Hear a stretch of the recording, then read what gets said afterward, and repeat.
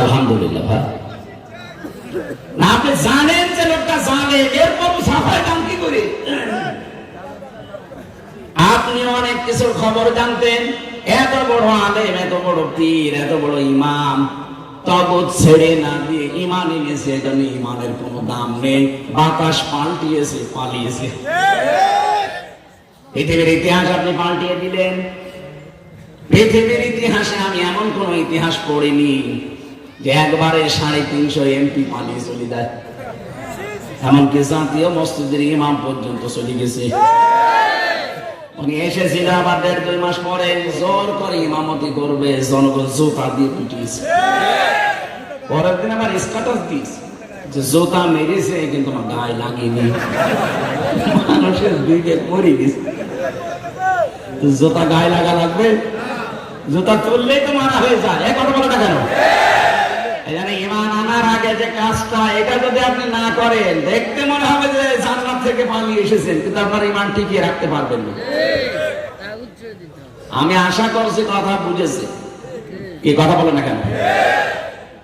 জালেমদের বাড়ি ঘর গুলো আমাদের জন্য আল্লাহ নিদর্শন বানিয়েছেন।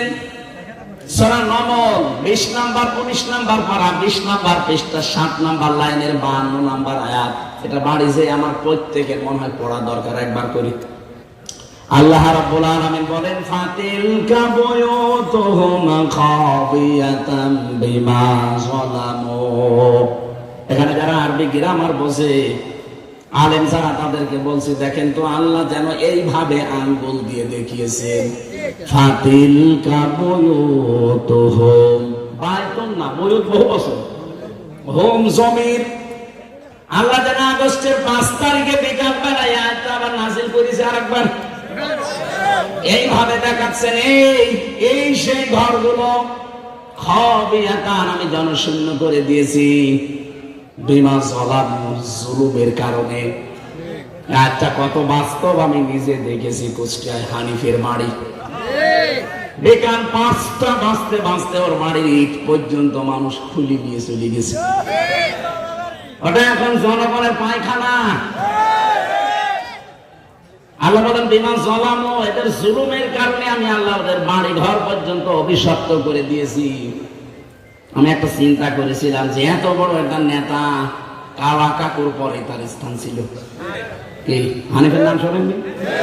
তার বাড়ি এখন যান, পায়খানার প্যান পর্যন্ত খুলে দিয়ে চলে গেছে।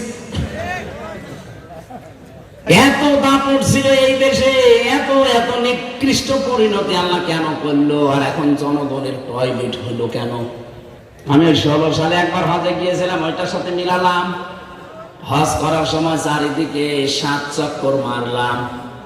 এরপরে উপরে যেয়ে দেখি পেটে ব্যথা। এক পুলিশকে ডাক দিলাম, ইয়া আখি তাআল, এদিকে আসেন। এখানে আশপাশে কোনো ফার্মেসি আছে? আমার পেটে দারুণ ব্যথা করছে, এতক্ষণ তো আমার ভালোই লাগছিল। পুলিশ আমারে বলছে, ইয়া হাজিউল হুজ্জাত আইনা বিলাদুকা, ও হাজি, দেশ কোথায়? যে তুমি বাংলাদেশ, বাংলাদেশ থেকে এসেছি। ওর ভাষা দিয়ে আমারে বলছে, হাজি আপনি জানেন না এটা কোন জায়গা? না তো। আবু জাহেলের বাড়ি। আপনি এখনো পায়খানা না করে দাঁড়িয়ে আছে, তাড়াতাড়ি করে পায়খানা করে দেখি আমার পেটের ব্যথা ভালো হয়ে গেছে। না, আমি সুবহানাল্লাহ বলার জন্য না, এখানে একটা শিক্ষা আছে। আল্লাহ যেন আমাকে জানাতে চাচ্ছে, হামজা এত টাকা খরচ করে 6,500 কিলোমিটার দূর থেকে আসলে, আরে শয়তানের বাড়িতে পায়খানা না করে চলে যাবা, তাড়াতাড়ি করো। আমার মনে হচ্ছে আগস্টের 5 তারিখের পরে আপনি সারা দেশের দিকে তাকান, আমি তো 630টা থানার কম বেশি প্রায় জায়গায় আমার এখন যাওয়া হয়ে গেছে। যেখানেই যাই দেখি জালেমদের বাড়ি ঘর সব জনশূন্য, সবগুলো জনশূন্য হয়ে পড়ে আছে। আপনি ঢাকার বাড়িটার দিকে তাকান, কত আবেগ নিয়ে মানুষ এখানে যে সোমা খেত বাড়িতে, অথচ বাড়িটা এখন জন টয়লেট, জাতীয় টয়লেট হয়ে গেছে। 8-9 জন 10 জন একবারে যাচ্ছে দেখছি, কেউ এদিকে কেউ এদিকে কেউ এদিকে, মনে হচ্ছে যে জামাত বদ্ধ টয়লেট চলছে। আমার মনে হয় অনেকের পেটে ব্যথা, এই ব্যথা দূর করার জন্য জায়গায় যাচ্ছে। এ পর্যন্ত ছিল জালেমদের, এর পরেরটা আমাদের, নাকি বলবো না? নিজেরটা আবার নিজের গায়ে লাগবে না তো। আল্লাহ পাকের পরেরটা আমাদের জন্য দিয়েছেন। কোন সূরা মনে আছে এটা? সূরা নম্বর কোন সূরা? 19 নাম্বার পারা, 20 নাম্বার পৃষ্ঠা, 7 নাম্বার লাইনের 52 নাম্বার আয়াত। যে কোনো তাফসীর বাংলায় যে পড়বেন আপনার ঈমান আরো দৃঢ় হবে যদি শিক্ষা নিতে পারেন। এর পরেরটা যেহেতু আমাদের জন্য, এবার শোনেন, ইন্না ফি যালিকা লায়াতাল লিকাউমিন ইয়ালামুন। এখানে যারা আলেম যারা দেখবেন দুইটা তাকিদ দেওয়া আছে, ইন্না আর লামে তাকিদ। আল্লাহ বলেন অবশ্যই অবশ্যই এর ভেতরে শিক্ষা আছে যারা জ্ঞানী সম্প্রদায় তাদের জন্য। জালেমদের বিশাল শিকড় যদি আমি আল্লাহ কেটে দিয়ে ওদের বাড়ি ঘর পর্যন্ত আজ উজাড় গৃহ বানিয়ে দিতে পারি, পরিত্যক্ত করে দিতে পারি, আগামীতে যারা চেয়ারে বসবে তারা যদি জনগণের উপরে জুলুম করে, আমার আল্লাহ বলেন তাদের বাড়ি ঘর শ্মশান হয়ে যাবে। এই জন্য আমরা সাবধান থাকবো। আমার কথা ছিল যদি ঈমান আনতে চান তাগুত ছেড়ে দেবেন। তাগুতটা কি এইটা তো অনেকে জানে না। মা মানা তাগুত লোগাতানা শারহান, তাগুত কাকে বলে, এর পারিভাষিক আবিধানিক কি, এটা কত প্রকার, কিভাবে আপনি তাগুত চিনবেন। তাগুত প্রধানত 7 প্রকার। কত? এটা যদি কারো ভেতরে থাকে তাহলে তার ঈমান আনা এখনো হয়নি, ওগুলাকে ছেড়ে দেওয়া লাগবে। 1 নম্বরে তাগুত মানে যারা, না আমি শেষ করে দেব, এরা কারা? এরা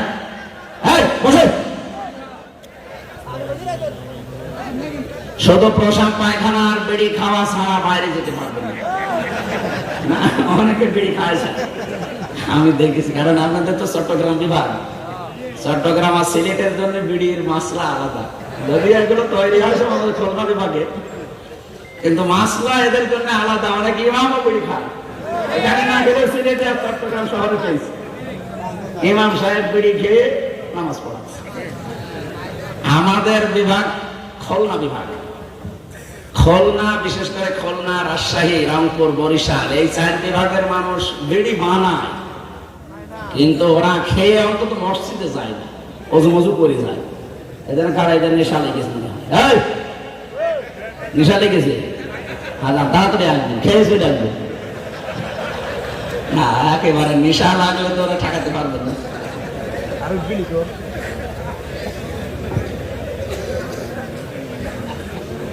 তাগুত চেনার উপায় বলছিলাম। প্রথম হচ্ছে তাগুত তারা যারা অহংকারী। কারো ভেতরে যদি অহংকার থাকে বুঝবেন ওর ঈমান আনা হয়নি। এই কথা বোঝেন? শয়তান ছিল তাগুত, সে ছিল অহংকারী। আনা খায়রুম মিনহু খলাকতানি মিন নার ওয়া খলাকতাহু মিন তিন। আল্লাহ বলেছিলেন সেজদা দাও, ও বলেছিল না আমাকে তুমি আগুন দিয়ে বানিয়েছো, এটা মাটি দিয়ে বানিয়েছো। এটা আমিত্ব প্রকাশ করা, নিজে অহংকার করা, একের ছাড়া অন্যকে নিজে ভালো মনে করা, এটা হচ্ছে শয়তানের স্বভাব। যাদের ভেতরে এই দোষ আছে বুঝবেন আপনি আর মানুষ নেই, আপনি শয়তান হয়ে গেছেন। কথা বুঝতেছেন? 2 নম্বরে যারা অশ্লীলতা ছড়ায়, নিজেদের গোপন অঙ্গগুলো যারা সৃষ্টি জগৎকে দেখিয়ে আরো শান্তি পায়, বুঝবেন ওটা একেবারে টাটকানের ভেজাল শয়তান। বাংলাদেশে বহু মানুষ আছে যেটা নিজেকে দেখানো দরকার, নিজে ঢেকে রাখা দরকার, ওইটা আরো মানুষকে উন্মুক্ত করে দেখায়। কত মানুষ আছে নিজের বউ যদি সুন্দর হয় ও আর দিশায় পায় না, করবে কি, আরো পার্লারে ভালো করে সাজায়, মোটর সাইকেলের পেছনে নিয়ে বাজারে ঘুরে আর মানুষকে দেখায় যে জিনিস আমার আছে। জিনিস আছে, আমি কি করবো? এটা লজ্জা থাকা দরকার না? আপনার স্ত্রীর সৌন্দর্য আপনার জন্য, ওটা মানুষকে বিলিয়ে দেখানোর জন্য না। এটা যদি দেখানোর সম্পদ হতো, আমাদের আদম নবী আলাইহিস সালাম তার স্ত্রী এই পৃথিবীতে বিশ্ব সুন্দরী ছিল 1 নম্বরে হযরত হাওয়া আলাইহিস সালাম। তার চেহারার কাটিং আল্লাহ নিজের হাত দিয়ে বানিয়েছিলেন। এত সুন্দর করে পৃথিবীতে কোনো মহিলাকে আল্লাহ বানাননি, কিয়ামত পর্যন্ত বানাবেও না। কিভাবে বানিয়েছিলেন? হযরতে আদম, আমি তাফসীরে পড়েছি, উনি ঘুম থেকে উঠে দেখলেন ডান দিকে বসে আছে হযরতে হাওয়া, উনি দেখলেন, দেখার পরে ধরতে গেলেন। আল্লাহ পাক বলেন দেখাও যাবে না, ধরাও যাবে না। হযরত আদম বলেছিলেন আল্লাহ দেখা যাবে, ধরা যাবে, কোন কায়দা আছে সেটা বলেন। বিয়ে করা লাগবে, আমি রাজি আছি। রাজি হলে হবে না, দেন মোহর দেওয়া লাগবে। তাহলে এখান থেকে মাসলা বের হয়, বিয়ে করতে হলে দেন মোহর শর্ত। সে একেবারে প্রথম দিন থেকে চলে আসতেছে, ওয়াতুহুন্না উজুরহুন্না ফারিদা, দেন মোহর দেওয়া নফল না ফরজ? যারা বিয়ে করেছেন দিয়েছেন, যদি বাকি থাকে মরণের আগে দিয়ে দেবেন।